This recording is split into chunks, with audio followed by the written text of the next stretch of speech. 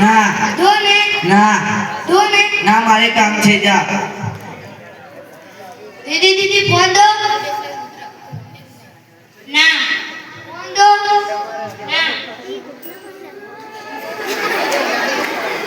લે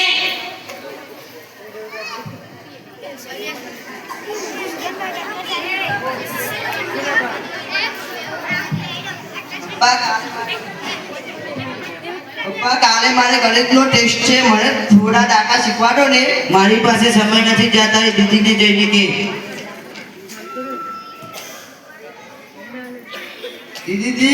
દીદી કાલે મારી સ્કૂલમાં ગણિતનો ટેસ્ટ છે, મને થોડા દાખલા શીખવાડો ને.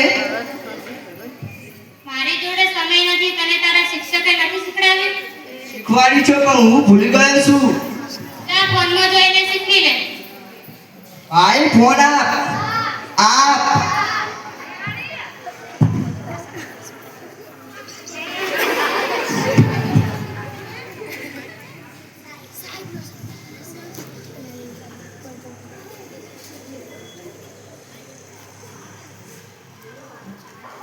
જુઓ, આ તો મોબાઈલમાં જોઈને લેસન કરી રહ્યો છે.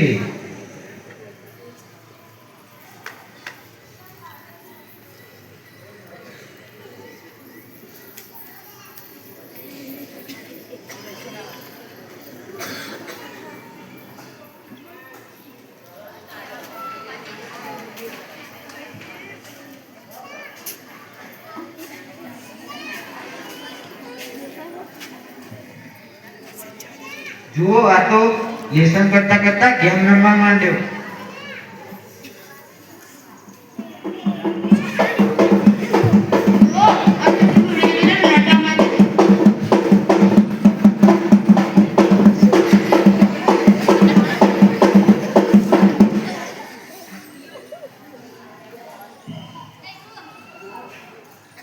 જો આ તો મોબાઈલમાં જઈને રીલ્સો જોવા માંડ્યો.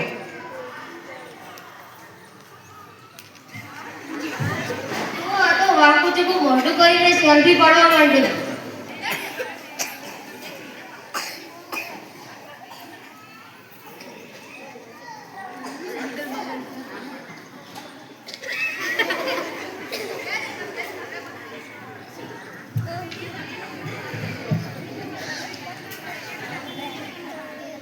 જેમ મહાભારતમાં કૌરવો અને પાંડવોના વચ્ચે અભિમન્યુ ફસાઈ જાય છે, તેમાં બાળકને પણ અમે ફસાવી દીધો છે.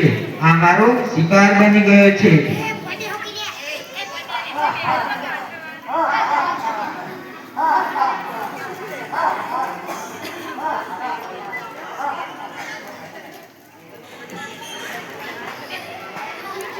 પિયુષ ઉઠ, પિયુષ ઉઠ, પિયુષ ઉઠ.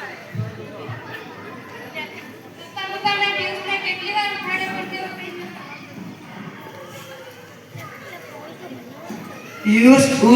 પિયુષ ઉઠ, જા પાણી લેતા આય.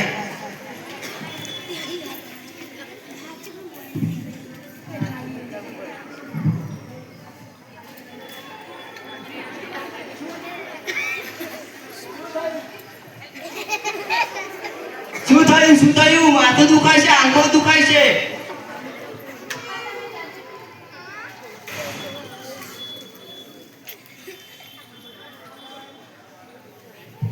પપ્પા તમે જલ્દીથી ડોક્ટર સાહેબને લઈ આવો.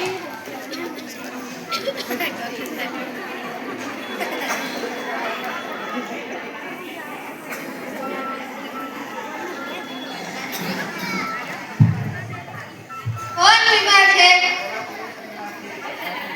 બેટા ઉભો થા.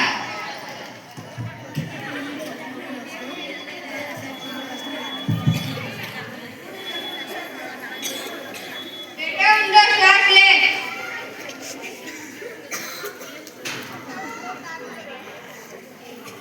બેટા મોઢું ખોલ.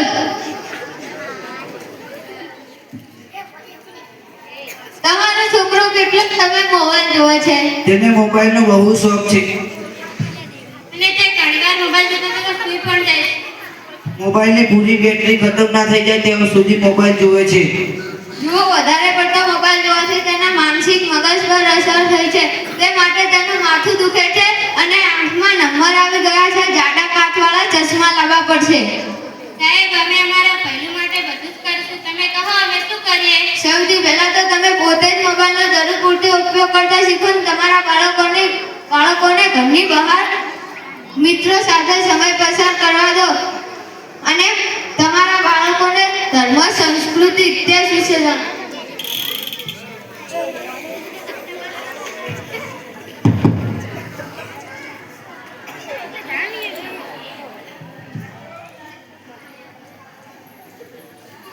અરે આ બાળકે તો પુસ્તકને પોતાના